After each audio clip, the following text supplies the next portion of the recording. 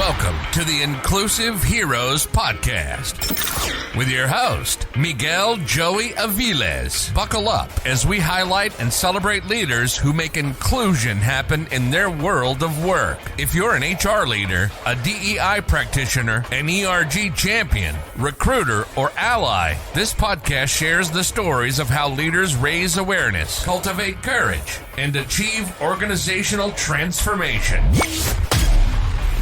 Join us as we go behind the scenes of true inclusion and belonging. This is the Inclusive Heroes Podcast.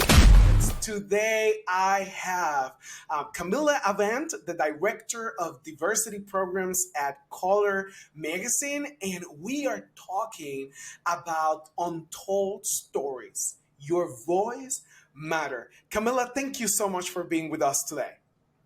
Thank you so much for having me. It's exciting. Thank you so much, Miguel.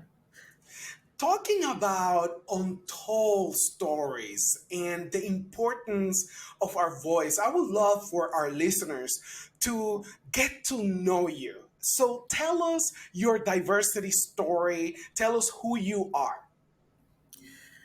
Okay, well, I think my diversity story evolves just like many of us. It's made up from family upbringing, how we grew up, impact on the environments that we grew up in. My father was born and raised in a large family in Alabama, and he didn't have a high school education. My mother, locally from where I'm from in Rhode Island, she's mixed African American and Native American, and she had to leave high school just before she graduated to raise her younger siblings when my grandmother passed away during childbirth. So education has a strong root in my diversity story. I was born in New Jersey and raised mostly in Connecticut, in the community we now term as marginalized, right? My mother always stressed the importance of education, and education to her was a pathway for success for African-American families.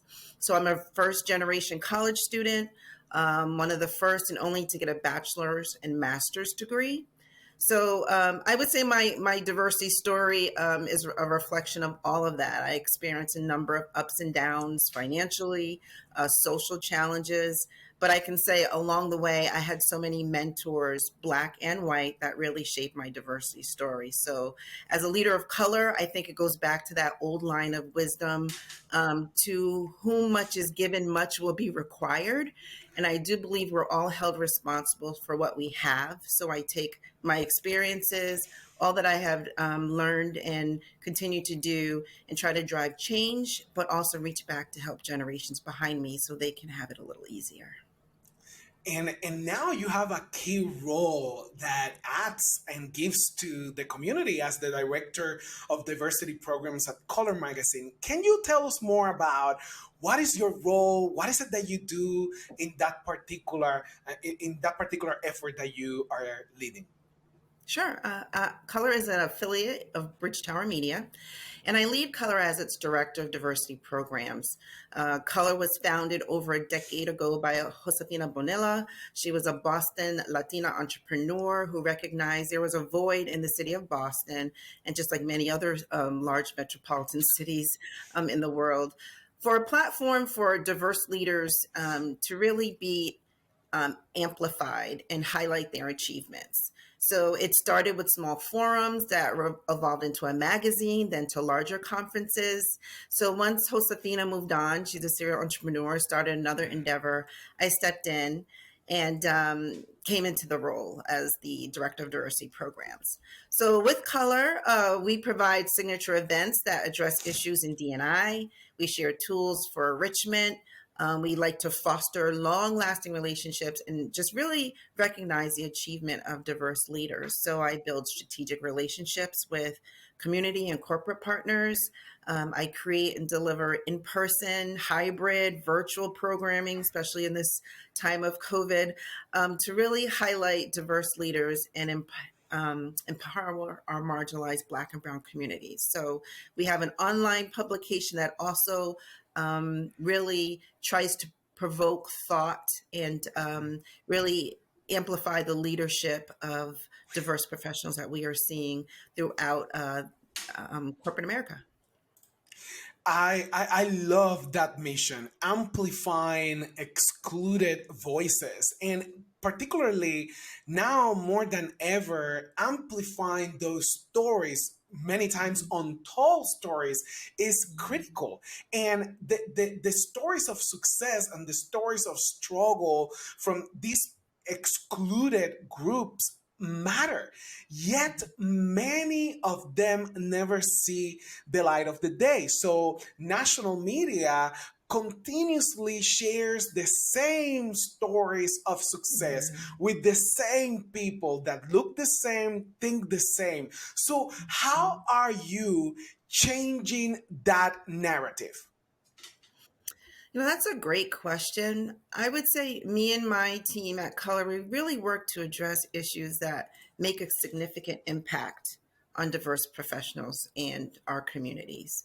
We want to bring these not only to the forefront with all of our signature events, thought leadership, online articles, but really use other ways to amplify those diverse voices. So we recently rolled out a bi-monthly digital newsletter, and it not only talks about diversity news, and we try not to be so mainstream, but really drill down to things that may not be on those main media outlets. We also do special features and commentary, and we also really have used it as an opportunity to highlight books by diverse authors, because that's another avenue and another voice that we felt could be introduced.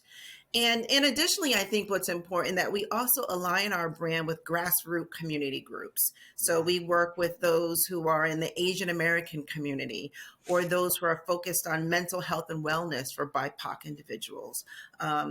Those initiatives that are driving Black wealth and addressing racial inequalities. So we really try to make sure that we come from a different view and really target those areas that you say, as you mentioned, that are not always kind of like repeated in mainstream media.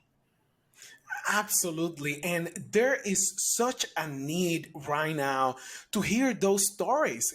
Gen Z is growing up, the most diverse generation ever, and they need to see the stories of success, the story of people of color doing awesome things. And sometimes national media only focuses on our struggle. Something I love about Color Magazine is that you all highlight the successes, the brilliance of our communities. And, talking about that, Camila, I had the opportunity to participate in one of your events back in 2019, actually right before COVID-19 changed our worlds, okay? Absolutely. And it was the Men of Color Conference, leadership conference. And I had never experienced something like that. And let me tell you why. Because, I was a former chief of diversity and inclusion at the time, and I was facilitating one of your panels. But, I was always the only one in the room, particularly in rooms of power and decision. And in that particular leadership conference, when I looked around, everybody was a person of color, and we had people from all over all backgrounds, but I had never seen so many men of color in one room talking about leadership. Can you tell us what are you trying to achieve with efforts like that? And thank you. You were an amazing facilitator for our Men of Color conference in 2019. It was a pleasure to have you grace our stage. And, I'm so also thankful for the feedback that you gave, because that is the kind of impact we're trying to make. And I think, companies and senior leaders need to make more steps to put their money or their initiatives where their mouth is, right? You see a lot of things in annual reports and diversity statements and everything online, but having companies really come in and say, this is how committed I am to my diverse leadership, that I'm going to send them to events such as that. I think, research really shows that diversity in the workplace is all about maximizing productivity. It enhances innovation and improves employee engagement. And I think with our conference and other similar events out there that really can connect diverse leaders so they're not the only ones in the room to help build those networks. It's important for companies to recognize that, because diverse talent is in demand. And individuals have options to move to companies that really align with their values. And if senior leaders don't feel appreciated, I think companies risk losing these employees. So that's what Color tries to do. We try to connect diverse leaders and make them feel like, that they do have a true value, but most importantly, build that relationship so they can have that network as well. Building those relationships is so important, particularly as we are facing what many call the great resignation. Talent is leaving, and particularly diverse talent is like literally changing the way they approach work. And for leaders, that is key. One of the strategies that we always talk about is recognition and appreciation. So let's talk to our listeners that happen to be senior executives right now. What can you tell them about the importance of recognizing and showing appreciation to your diverse talent? Yeah, I think, it kind of goes back to what I mentioned just a few minutes ago. Recognizing diverse leaders and diverse talent is something that is easy to say, and part of a lot of strategic plans and initiatives. But it's really important for companies to really show that they are doing that. And diverse employees are very savvy now. They know that they're in demand, that they have options, right? So I think it's important for them to not only put these initiatives forward, but also find ways to really make employees feel like that they belong. So with COVID has presented a lot of changes where some people are still remote, these hybrid work environments, and it makes it difficult for diverse employees, who are also feeling the effects of so many social issues, to feel like their companies really care about them, right? So recognizing that talent, rewarding those high performers and those individuals that are doing a great job is really key to making sure that they retain this talent in this new environment of work. Yeah, absolutely. And, going back to our topic today about those untold stories and the importance of our voice and our collective voice as humanity, what can you tell to corporate America about highlighting the same American singular story? Like I said at the beginning, we keep seeing the same, the same, the same. What can you tell them about how to change the narrative? Yeah, that's a good question. And if I had that golden answer, I think, I would go on the road and really sell it.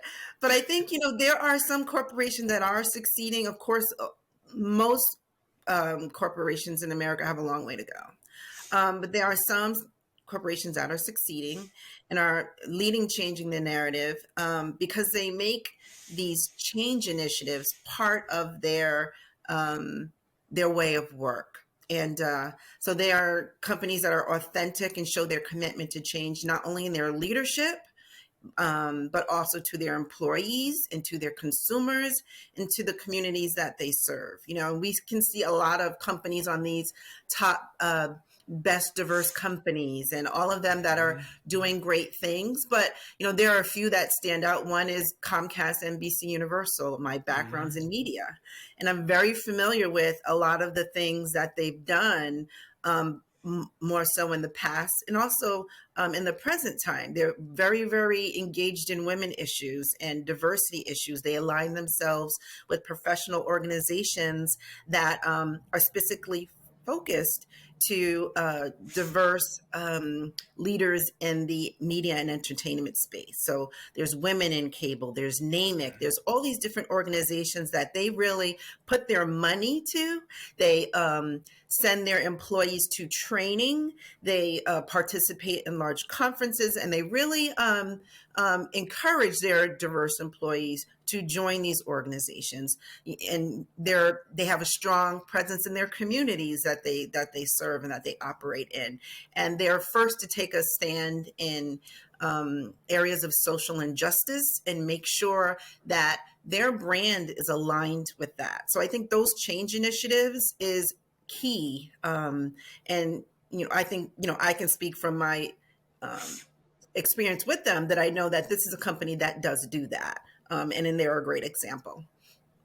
And I love mentioning clear examples of how companies are actually doing this. So what I hear is to change that narrative, we got to be present constantly, intentionally present internally as well as externally, and saying, I'm here when stuff happens, and when stuff doesn't happen, your company is there supporting the cause, supporting these excluded voices. I remember, Kamilah, when I was a chief diversity officer, I had this member of my organization come to me and ask me, Miguel, why do you have an award for African American people? Why do you have an award highlighting Hispanics?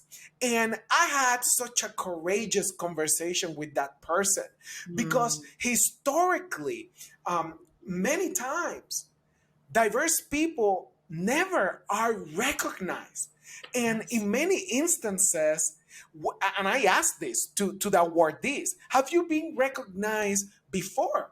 And I had this conversation with a female, and she looked at me. I have been in my career for 20 years, and this is the first time I have been recognized and honored. Kamilah, can you believe that? First time in 20 years? And I shared that story with this particular individual. These awards, these events, these trainings, these magazines exist because historically our stories have been untold. So Kamilah, thank you for the work that you are leading in highlighting those excluded voices.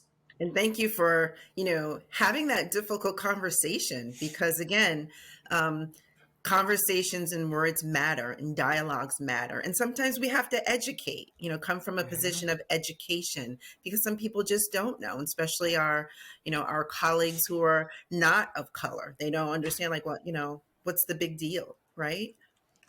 Exactly. And the other side of untold stories is our ability to find our own voice as historically excluded individuals. And our stories matter. Okay. So let's talk about the kind of recommendations you can give to our audience to make their voice count amidst all the noise that we are experiencing right now. Yeah. And you said it, our stories matter. Our BIPOC stories matter. So I would say, whatever your passion is, don't be afraid to put yourself out there. I think for so long we, work in ourselves in our silos, and we wait for other people to recognize us, right? But sometimes we have to step out on faith and take a risk, and don't be afraid to say, I really am doing a great job. It can be on your social media. You can align yourself with community causes or join boards of those organizations that really touch to your values. But I also believe that we are our brother's keeper and we are stronger together. So if you know someone who's a friend, a family member, a colleague, someone in the community who's making their voice count and doing great things, support them, amplify them in your network as well. And I think those are just a few examples.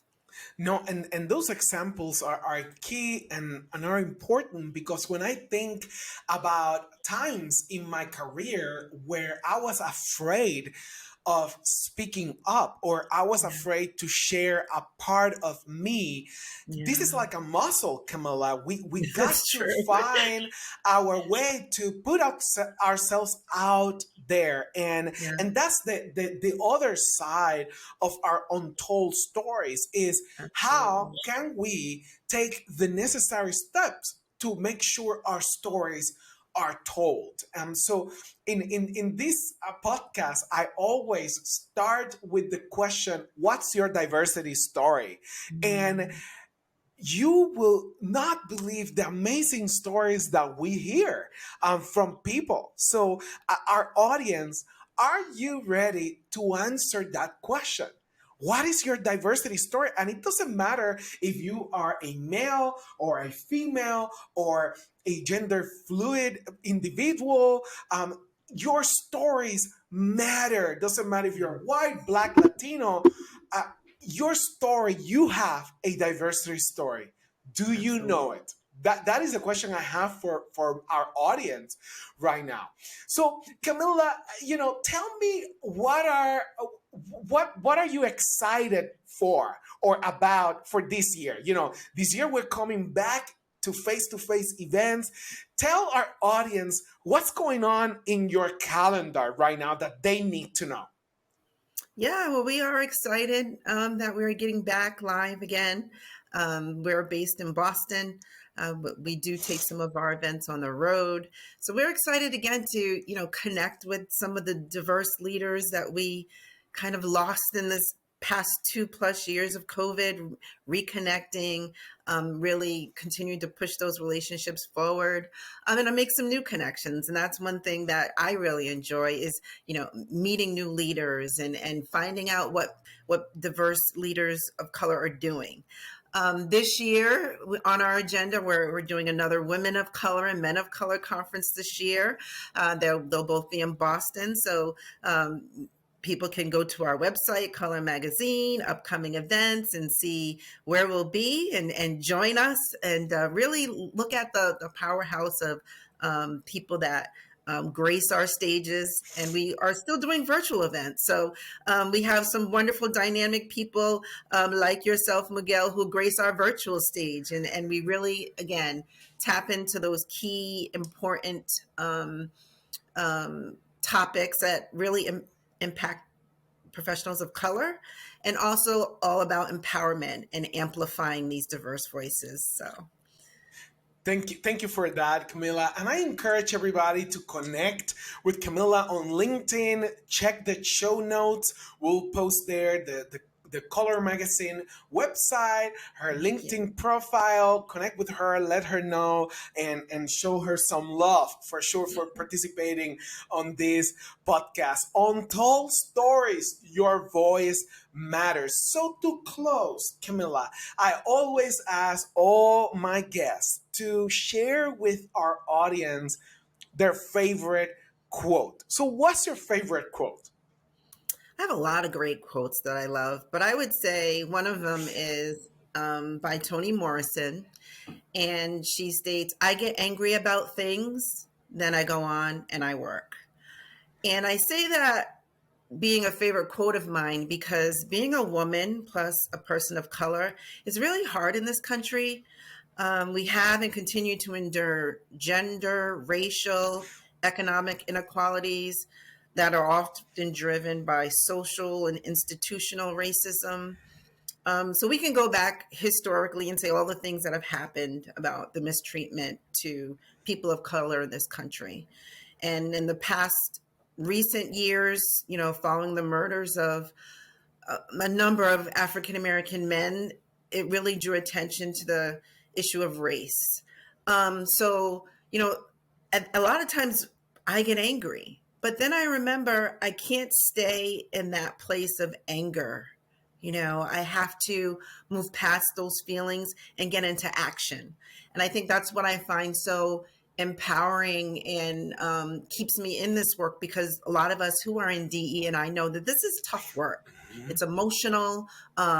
It doesn't end when 5 o'clock gets here, but the commitment to the work and the passion for it is what keeps us going. So it may be, a moment, maybe longer than a moment, where you feel like you're angry about things, but then you say, okay, now it's time for me to put that away and get to action. And what can I do personally, or how can I work with others to address what's really making me angry? What are the wrongs in society?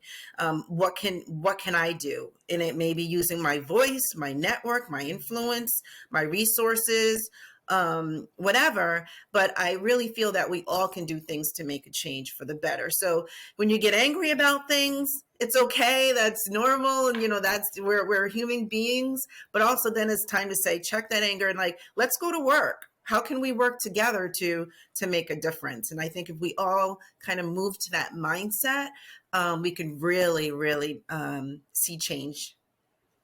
I love that, using that answer, that frustration as an energy to continue to move forward. And particularly on this space, Kamilah, where we want to be positive all the time, we want to be motivational and inspirational. There are times, folks, that we need to sit with those emotions and explore those emotions, because as we explore, we find. And in that exploration, Kamilah, I believe we can experience breakthroughs. And we all want that. And I believe that's what you're referring to, get to work, because in that work is where you get the breakthroughs. So thank you. Thank you for joining the Inclusive Heroes podcast. Thank you for sharing your wisdom with our audience, and much more to come. Anything else you want to share with our listeners? No, I just really want to thank you for this opportunity. I appreciate all that you do and all you continue to do, and looking forward to you again gracing the color stage in the near future as well. And kudos to you on your new platform, and wishing you much success.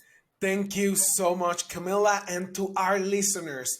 Thank you for joining the Inclusive Heroes podcast. We do this for you. It's all about impact. It's all about work. It is all about you as a human being. So thank you for joining us, and stay tuned for the next episode of Inclusive Heroes podcast.